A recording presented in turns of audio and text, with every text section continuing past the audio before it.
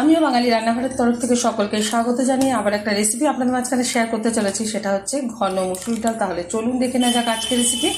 আমি কিছুটা পরিমাণে একটু ডালের পরিমাণটা বেশি নিয়েছি, আর সেটাও কিন্তু ভালো করে ধুয়ে পরিষ্কার করার পর সিদ্ধ করে নিয়েছি পরিমাণ মতো জল দিয়ে। এই যে হলুদ দিয়ে সিদ্ধ করে নিয়েছি। ফাইনালি এটা রান্না করে মুসুর ডালটা রান্না করার জন্য ওভেনে কড়াই বসিয়ে তাতে দিয়ে দিয়েছি বেশ কিছুটা পরিমাণে সর্ষের তেল। তেলটা গরম হয়ে গেছে, দিয়ে দিলাম একটা শুকনো লঙ্কা মাঝখান থেকে ছিঁড়ে।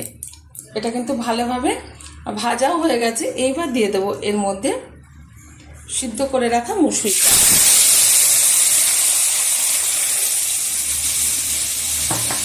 দিয়ে দিচ্ছি পরিমাণ মতো লবণ। এবার আমি 2 মিনিট মতো হাই আছে ফুটিয়ে নিলে কিন্তু আজকের ডালটা রান্না হয়ে যাবে। আর এই ডাল, ঘন ডাল কিন্তু গরম গরম যে কোনো ভাত ভাতের সাথে ভাজা থাকলে খাওয়া হয়ে যায়, খেতেও ভালো লাগে। ডালটা 2 মিনিট মতো হাই আছে ফুটিয়ে নিয়েছি। ডালটা কিন্তু হয়ে গেছে, ঘনত্বটা ঠিক এরকম।